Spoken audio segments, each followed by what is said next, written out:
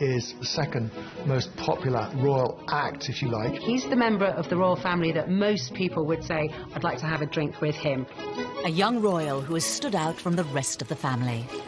Harry is very accessible. He's very cheeky, he's very funny, he plays around with the press, and he's very naughty, and I think Britain adores him. But behind the smiles, Prince Harry has had to face unique difficulties.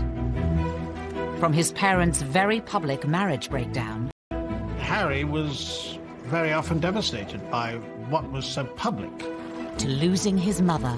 He said that no child should ever be made to do what he did. And struggling to find a role for himself. On the right! Quick! March! Tonight, royal experts and insiders lift the lid on Prince Harry's inner turmoil.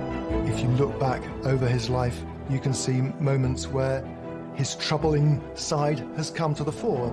And we reveal how problems of his past led him to his present path. Harry blames the media for the death of his mother. He was determined that they wouldn't do for Meghan what they did for Diana. Living a life of privilege, are some of Harry's issues first world problems? Or has he been expected to suffer in silence in an institution famous for keeping a stiff upper lip? I think he's very warm, I think he's very fun-loving, but I think he's also quite troubled and open about that. He is quite conflicted when it comes to balancing his private and public life, and really always has been. He said he wants to be ordinary. He can't be ordinary. He is a member of the royal family.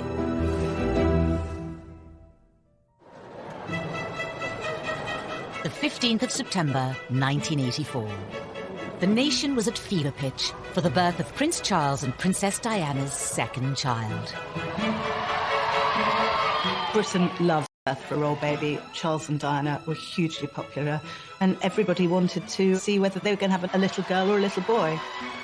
Crowds were gathering outside the hospital, outside the gates of Buckingham Palace, and they wanted to see who was going to be on the tea towel.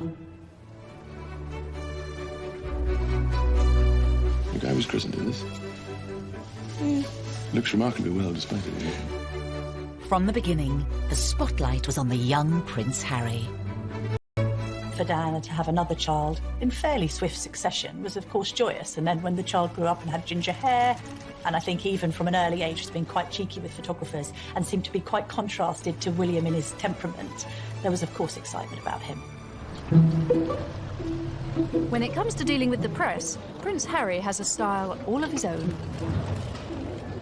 Harry sticking his tongue out at one of the sort of stuffed shirt automatons. Here's a royal who seems to have a lot of personality, even as a little child. Some labelled it as cheeky, some as rude. Those people thought it was delightful.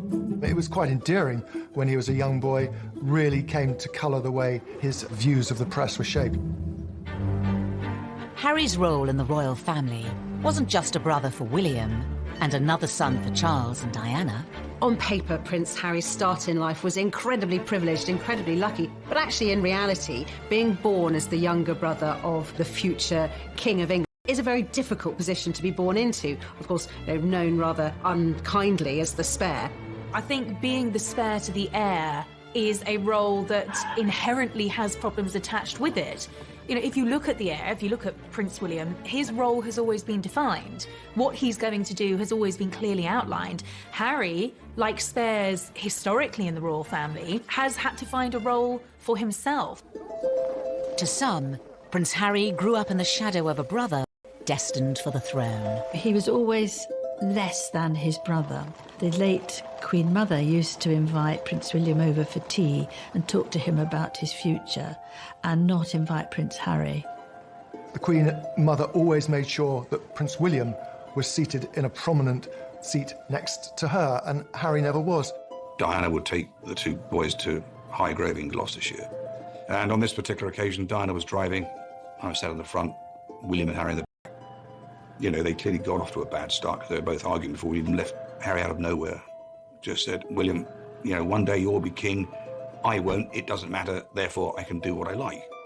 You can take that comment two ways. It can indicate envy, if you like, that William's got this great future as king, but also there's an element of, I'm free. I'm going to be able to choose my own role in life. While the young princes may have been aware of their unequal positions, their parents were determined to raise them the same way. Diana was very conscious that she wanted the palace to treat the boys equally and to give Harry as many opportunities that were afforded to William. You know, Diana was very fair about how she treated them. There were no favourites, as I saw it. Prince Charles shared Diana's concerns about making sure the boys shared things in their early years, but certainly other more senior members of the family privately would say, well, this is nonsense. I mean, William is the future. All our efforts must go into educating William. It was William who the Queen would invite for lessons in kingship, if you like, when he was at Eton and she was at Windsor Castle. But while Charles and Diana tried hard to keep their sons happy, their own relationship faltered and ultimately failed. It is announced from Buckingham Palace that with many problems that many people in the West have all the time in growing up in a broken home, but his broken home was exposed on a most extraordinary scale. The entire planet tuned in to learn every detail about the Charles and Diana separation and divorce, and inevitably the focus on Harry and William followed. Harry was very often devastated by what was so public. He couldn't understand why his mother would wish to be so public with so much of her life. Harry was always the baby of the family, and whether it was at school or whether at home, every effort was made to shield him from the newspaper headlines and protect him from his parents, who really, by that stage, were in a pretty bad way. The War of the Waleses saw Charles and Diana's separation and divorce play out on the front pages and to TV audiences of millions. For the children to hear both parents to come on television at separate times, to admit to having affairs and to admit to how unhappy they both were when these kids were at boarding school, can you imagine how cringe-making it must have been for them? Highly embarrassing. And I don't think that makes them secure. In later years, Harry would admit his parents' divorce left him feeling like he didn't spend enough time with either of them. I think Harry found it quite difficult kind of being shared between parents and spending some time at Kensington Palace with Princess Diana and then going to Clarence House and then to Highgrove, his father's property in Gloucestershire. In this sense that he didn't really have a permanent home was difficult for him. The divorce was finalised in 1996. A year later came a far bigger blow for the royals, and especially for Harry, at the age of just 12. We have reports from Paris that Diana, Princess of Wales, has been killed in a car accident. Harry really did feel the loss of his mother. Being the youngest, he was, as much as William was close to his mother, he was probably a little bit closer. It's incredibly difficult to lose your mother at such a tender age, especially if you're in the public eye. And I think that Harry's had a unique set of circumstances to cope with.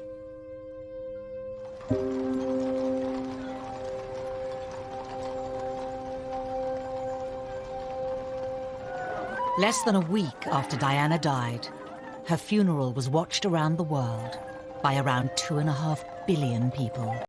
I don't think anyone will ever forget the sight of Harry walking behind his mother's coffin, so small, so young, so grief-stricken. But this is part of being royal. This is their duty. I may not necessarily agree with it, but this is what it was, and that must have been very difficult. On a public sleeve. And they were incredibly brave in the way they presented themselves. All around them, people were caterwauling, weeping, wailing, and anybody hearing that would break down. But no, they didn't. Which was actually very selfish of most people, because somewhere in amongst all that national outpouring of grief, the private grief of the boys got lost. Ever since Diana's death, Harry has been in no doubt about who he blames for the tragedy. I think it was inevitable that Harry blamed the press for the death of his mother. In fact, it was much more grey. There were a lot of photographers outside the Ritz Hotel, but both Diana and Dodi chose to go out that evening. Being part of this family in this role, in this job, every single time I see a camera, every single time I hear a click, every single time I see a flash, it takes me straight back. So in that respect, it's the worst reminder of her life as opposed to the best. For 2 decades, Harry said very little about losing his mother. But in recent years, he has lifted the lid on the emotional turmoil he's been experiencing. He said that no child should ever have been made to do what he did. The experience of that, the trauma of losing his mother, has culminated in years of personal crises for the prince, something that he's struggled with in adulthood. And I think, having spoken so openly and courageously about the impact that losing his mother had on him, we now do have some understanding on just how much that has shaped him. Harry revealed he had been seeing a mental health professional to help him with his grief. It was a surprise when Harry came out and said he'd had these mental welfare problems, the fact that he'd sought help, treatment. We learned that it was William who had not forced him, but said, you've really got to get some help here. We also learned that he'd taken up boxing to try and control his aggression, and the aggression was a consequence of his mourning, and he was still dealing with his grief over his mother's death. But it would take nearly 2 decades for Harry to seek help. In the years after Diana's death, the young prince would deal with his troubles in a very different way. The sadness and the grief would make him behave in a very inappropriate way. He had problems with excessive drinking and also problems with drugs.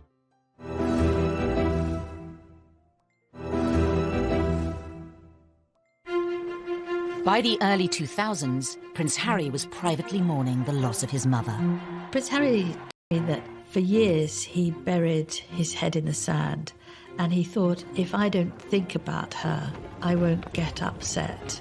And he did this. He was gaining a reputation. The party prince, the playboy prince, the hard-drinking prince. The first time I ever met Prince Harry, he was at a nightclub. It was the year of his A-levels. He was meant to be at home revising, and he was at the Kensington Roof Gardens, knocking back vodka shots, smoking Marlboro Lights, surrounded by a group of gorgeous blondes. That was Prince Harry. Harry's wilder side had emerged even before reaching his A-levels. A newspaper had been passed details about Harry drinking, being involved in lock-ins in local pubs, and smoking cannabis on occasions too. You can really understand how a lonely, privileged, unhappy prince would end up drinking and smoking and taking cannabis to fill those hours and to hang out with people who he thought really liked or even loved him. 16-year-old Harry was made to visit a drug rehabilitation clinic by Prince Charles to educate him on what could happen if he didn't change his ways. But just a few years later, it wasn't country pubs Harry was visiting. There had been a series of photographs of Prince Harry falling out of nightclubs late at night with various girls and all the rest of it. He was clearly in party mode. In 2004, Harry had an altercation with a photographer while leaving a West End nightclub. There are two sides to that story. On one hand, the photographer saying that Harry lunged at him, possibly after a few beers, and the palace saying that the photographer had knocked him with his camera. Was this kind of behaviour just part of growing up? Or did his troubles run deeper? Harry's naughtiness was sometimes just boyish, but other times was really a symptom of his deep grief. It was outlets for his despair, I think. Everything he did was always going to be examined with microscopic detail. He couldn't, in other words, get away with the kind of things that many of his teenage friends could. It was obviously also storing up that sense of resentment that Harry came to have against the media. No one's making judgments, you're just being reported. And actually, some of this has helped to fuel your popularity. People love a royal rebel at the end of the day. Regardless of public opinion, Harry has been open about his feelings towards the media. He admitted to reading coverage about himself when he turned 21. They upset me and I still read them. Why, I do not know, but I have to read them just for peace of mind, just to know what they've written. And to see who wrote it and see who took the photographs, write that down for later. But there was one newspaper report about Harry's behaviour that upset many others. In 2005, while attending a costume party, Harry wore a swastika armband. That was an episode that happened when he was fully protected by the royal machine, and yet it still happened. It was a grave error of judgment, and one wonders why there wasn't someone looking out for him and telling him, actually, sir. Quite unfair at the time, and I still think it was quite unfair. It was clearly not a political statement. It was clearly a stupid teenager doing a very stupid thing, thinking it was funny. Harry apologised for it. He said it was something that he regretted. It happened on the eve of him joining Sandhurst. The Royal Military Academy, Sandhurst. In May 2005, Harry spent nearly a year here, training to be an officer cadet in the army. Something he'd wanted for a long time. One of the things that we saw very much with Harry growing up was the fact that he absolutely adored the military. I remember him as a 5-year-old strutting up and down the road at Kensington Palace in army fatigues. Harry excelled in his training and was commissioned as an army officer in April 2006. I think Harry found purpose in the army. I think he found safety in the army, ironically, because of course it wasn't safe, but I think he found emotional safety in the army. The army allowed Harry to feel normal. That's what he wanted. It's completely normal. It's as normal as it's going to get. I'm one of the guys. I don't get treated any differently. Even though Harry felt normal in the army, the rest of the world couldn't forget he was a royal. And that brought problems. When he was told he couldn't serve on the front line, he was absolutely furious and wanted to be treated like any other soldier. I have decided today that Prince Harry will not deploy as a troop leader with his squadron. There was a U-turn on a decision to deploy Harry to Iraq in 2007 over safety fears. I joined the army unless I thought I was going to. Simple as that. If they said no, you can't go front line, then I wouldn't drag my sorry ass through Sandhurst, and I wouldn't be where I am now, because the last thing I want to do is have my soldiers sent away to Iraq or wherever like that, and for me to be held back home twiddling my thumbs thinking, what about David, what about Derek? At that time, everyone else was going to Iraq, and he felt he should too, and it was enormously frustrating for him. Eventually, Harry was allowed to serve in combat zones. In 2008, it was revealed that he had been deployed to Afghanistan. The day he flew out, he was ecstatic, really. He said that being in theatre in Afghanistan, something that most people would find frankly terrifying, was as normal as he was ever going to get, and he loved it for that reason. But his time on active duty was short-lived. A media blackout was imposed on Harry's posting for his protection until an Australian magazine revealed where he was, and he was forced to leave. He'd had his opportunity in Afghanistan cut short.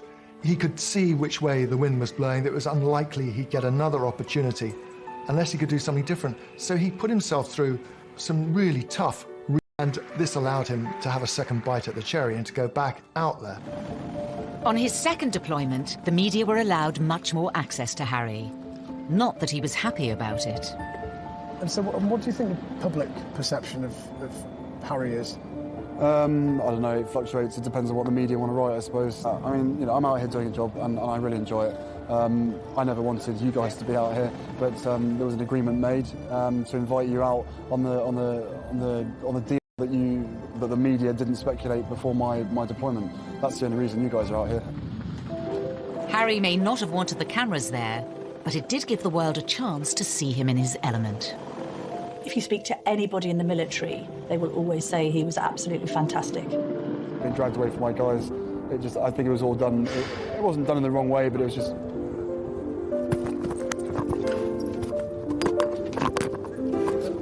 This was Harry doing what he did extremely well, but also doing what he was always keen on doing. In January 2013, Harry returned to the UK after a successful deployment, but there were questions over what was next for him. Because of who he was, it was no longer possible for him to pursue that career. And then what happens? He's left really without a job, without a purpose. He was doing something he felt comfortable with. The army, and anybody who has made a career in the army will tell you military is family, and he felt at home. There was camaraderie. And by the time he got out, he was a little bit lost because he really didn't know what to do, and that winds back to the spare. There is no defined role for that spare. Because he certainly wouldn't contemplate an army desk job. He's not the type of person who would fit in to that, and therefore there was a huge question mark, what would he do next?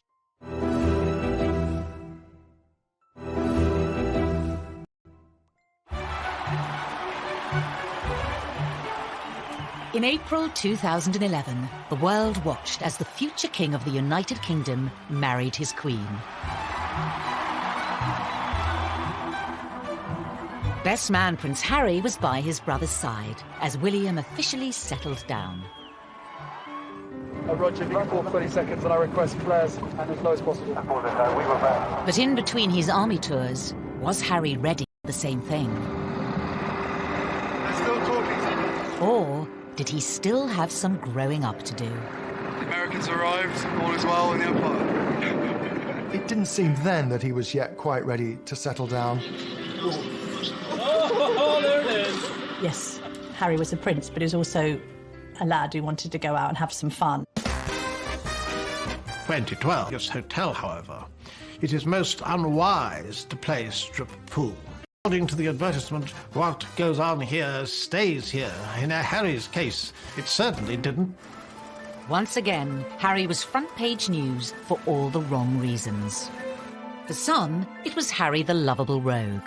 The tabloids ran the images of him basically stark naked, covering his crown jewels. I think there was no wrongdoing there. It was a bit of harmless fun. And what's been interesting about Harry is actually quite a few of these episodes have endeared him to the public even more. But Harry was still struggling to reconcile the role he had been given at birth and the man he was becoming. Probably let myself down, let my family down, let other people down, but at the end of the day, you know, I was in a private area and there should be a certain amount of privacy that one should expect. But, you know, it was probably a classic example of me probably being too much army and not enough prince, is a simple case of that.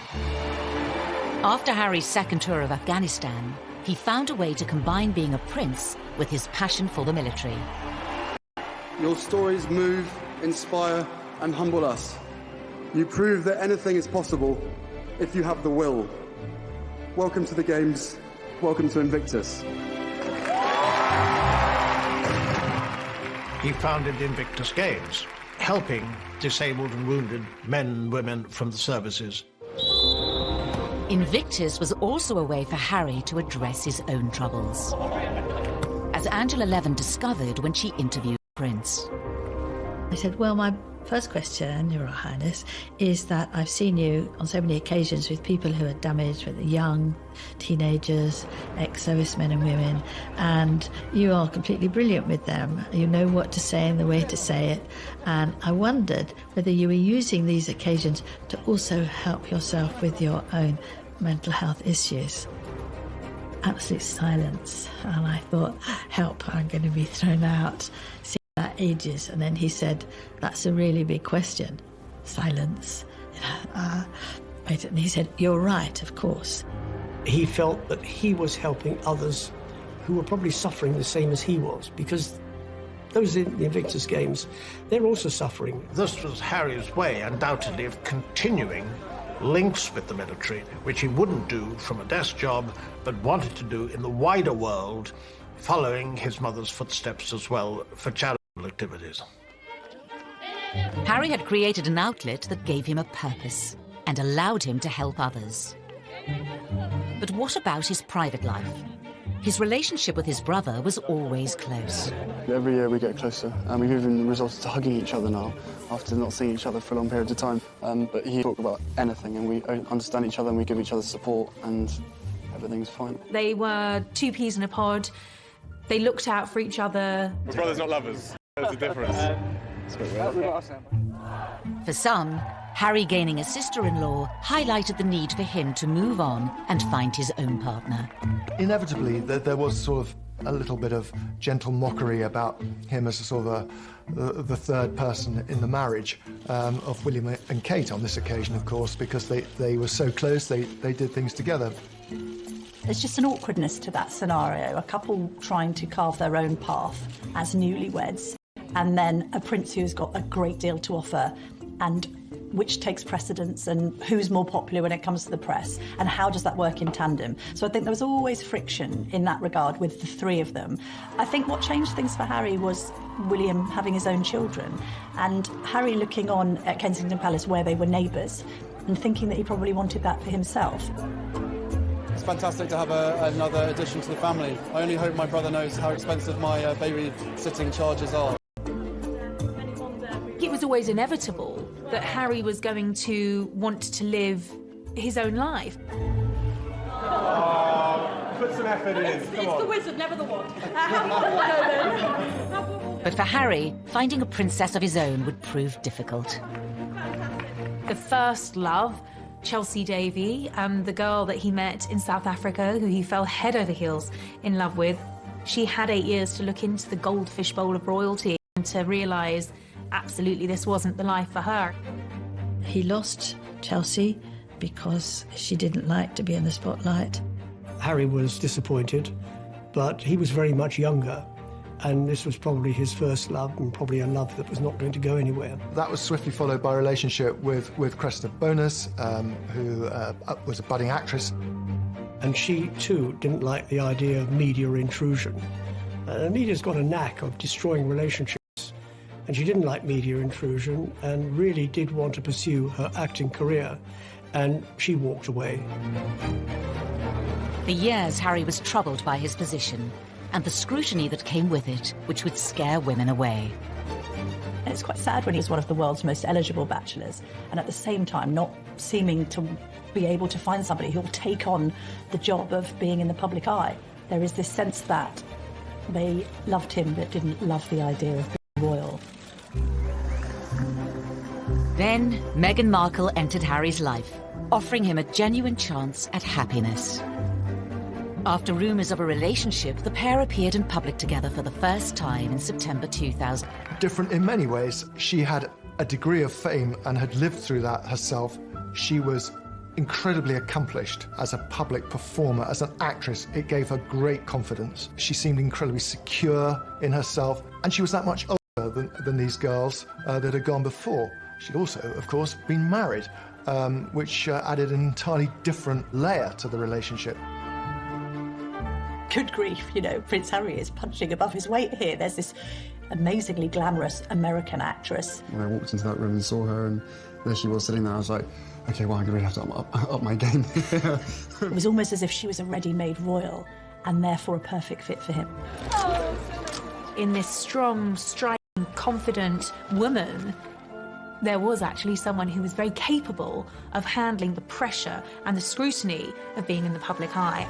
That was something that neither of his two girlfriends had been willing to take on. But the scrutiny would soon affect Prince Harry and his new girlfriend. He issued an unprecedented statement saying, Meghan Markle has been subject to a wave of abuse and harassment. I did not have any understanding of just what it would be like. I don't think either of us did that. We both said that, even though we knew that it would be. Yeah, I tried to warn you as much as possible, but I think both of us were totally surprised by the reaction after the first 5-6 months when we had to ourselves. You could see that the old thorny issue of Harry's relationship with the press was raising its head again. Quite a lot of the press was very, very charged about her background, headlines like Straight Out of Compton and all of this kind of thing. There was quite an unpleasant tinge to it. There has been some very negative publicity given, and some of it marginally racist, which is unacceptable. Not everything that was troubling Prince Harry was in print or written by journalists. Horrible, horrible stuff on social media, and I'm sure they weren't scrolling through it all the time, but you will see the stuff. You know, they're modern young royals. Of course they're going to be on social media. This time, though, the relationship survived. Harry asked Meghan to marry him. What are we doing? Just roasting chicken and having Trying to roast chicken. Trying to roast a chicken, and it was just an amazing surprise. It was so sweet and natural and very romantic. He got on one knee. Having watched Harry grow up, the public saw this as the moment to put his past behind him. They wanted Harry to be happy. They adored Harry, and they wanted him to be content and find the right person. Well, I think that the country were overwhelmed with happiness for Harry. Heartbreaking confessions about how upset he'd been and how he'd struggled with demons for years, coming to terms with the grief of the loss of his mother. And then he should find this remarkable young woman who had such a different background from him, whom he was so clearly in love with. But was this the beginning of a fairy tale, or the start of another difficult chapter for the already troubled prince? Things were said and done in the run-up to the wedding that both sides regret, but had caused irreparable damage.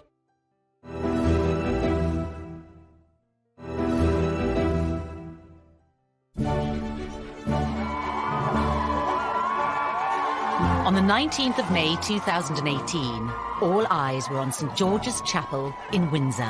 The wedding day was wonderful. Meghan looked beautiful in her dress. Harry couldn't have looked happier. The ceremony itself was so vibrant, it was so new, it was so different, it was so unique to the two of them. And I think it was the start of something very, very happy and very, very special. Nobody can deny that the wedding day itself was sparkling. It was magic. It was like Disneyland. But not long after, Harry was once again facing familiar troubles with the press. The wheels started to come off amid suggestions that the couple had been a bit difficult over the planning of the wedding, and that demands were being made that perhaps weren't quite in proportion with their place in the royal pecking order. He said before the wedding, what Meghan wants, Meghan gets. And I think he defers to her a great deal. She's a very confident, articulate woman who's done very well for herself. But I think she has no idea of the sense of duty, which is understandable because she's never been a member of the royal family. But she won't be confined by protocol. The level of perceived criticism against Meghan is something many say has had a profound effect on Harry.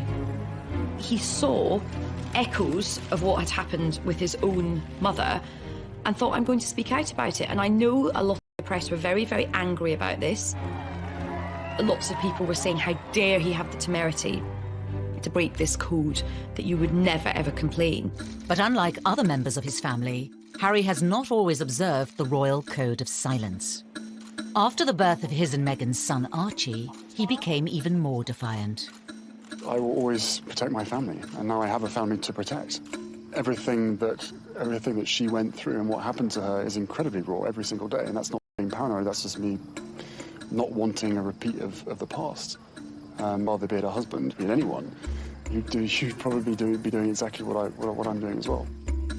I think Harry fears that there will be parallels between his own relationship and that of his mother, and he's very keen to protect Meghan and Archie. I mean, I have the two best guys in the world, so I'm really happy. Harry is so protective of Meghan because of his mother and this idea that he doesn't want any other woman in his life going through what Diana went through. The trouble is with that is he has rewritten history somewhat, because although there was undoubtedly a hounding of Diana, there was also a manipulation of the press. In the eyes of some, criticising the press for criticising them hasn't always been warranted. Meghan flew to New York for a baby shower. Now, nothing wrong with going to a baby shower. That's what Americans do. We don't do it so often in the UK.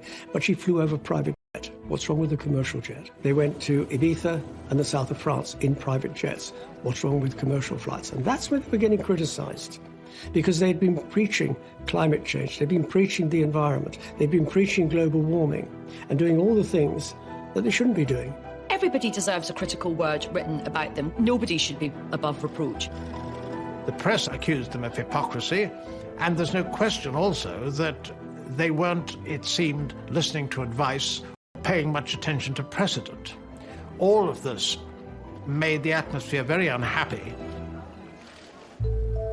While the press levelled criticism in public, behind palace walls, Harry was allegedly facing troubles of a much more private nature. One of the things that unquestionably adversely affected the relations between Harry and William, who were so close for so many years, was a series of rumours after the wedding. William expressed doubts to Harry as to whether or not he was too quick in being engaged to Meghan. There was a brotherly discussion, which I think was voiced out of concern from William, but was misinterpreted as a lack of support. Things were said and done in the run-up to the wedding that both sides regret, but had caused irreparable damage. Was Harry losing the one person he could trust? The brother he was so close to throughout the troubles of his childhood?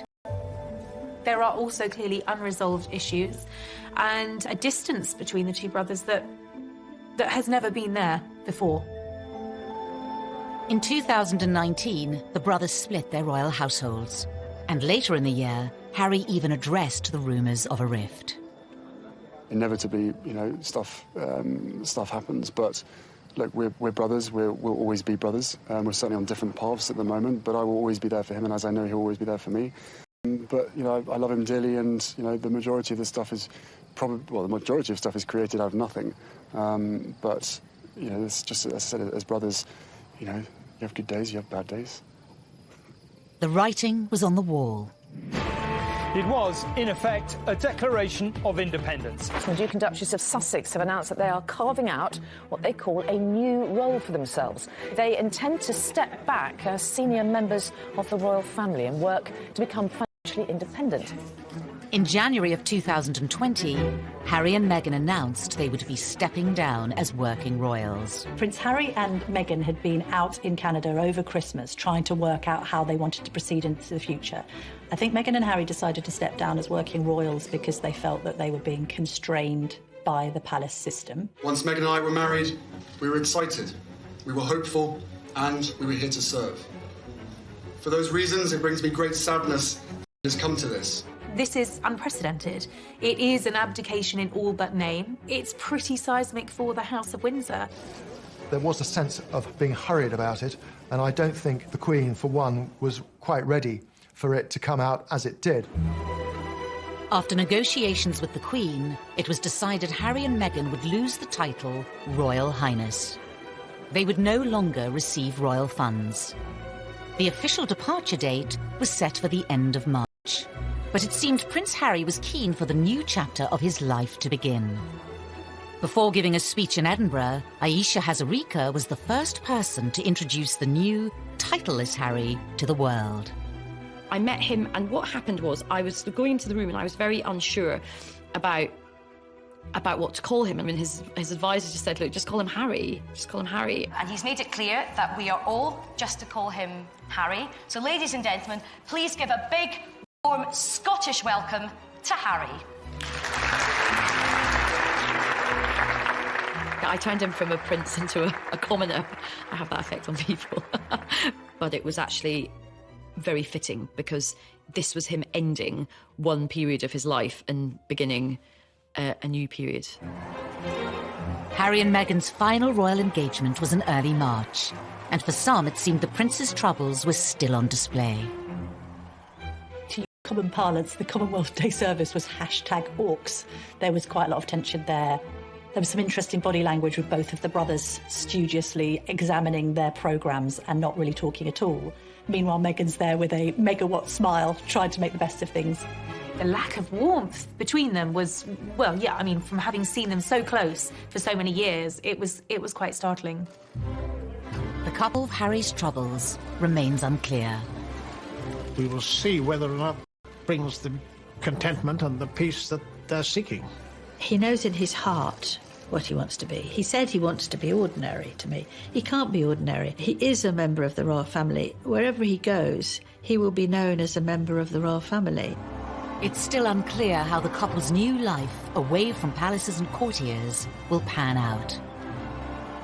The Queen has made it very clear that she would always welcome him back, and the arrangements where they have to drop titles and not receive the sovereign grant and all these restrictions are only for a year, and after that it's going to be looked at again. So they're really under the watchful eye of the royal family for the first year, which they probably don't like at all. The future for Harry and Meghan poses many questions. Will they be free to speak their mind? Recently, Harry was caught off guard by Russian comedians in a prank phone call in which he spoke candidly, unaware it was a hoax. I don't mind saying this to you guys. I think the mere fact that Donald Trump is pushing the coal industry so big in America, he has blood on his hands, because the effect that has on the climate and on the island nations far, far away, again, out of sight, out of mind. I think he's definitely going to be off the leash. I mean, I don't get the impression he's going to be sort of gratuitously, confessing all, but there will come a point where I think the lid will get lifted on this whole saga. Despite his popularity with the British public, Harry has long been a troubled prince. Will his dramatic break from the royal family finally allow him the freedom to start a new life and leave his troubles behind? Maybe it'll work for them. Maybe he'll be a much more relaxed and happier man. They will be missed in the UK. And I just hope they find themselves and they are equally as successful as they have been. There is a great sense of loss, that this is Britain's loss, this is the royal family's loss at the end of the day, and it's North America's gain.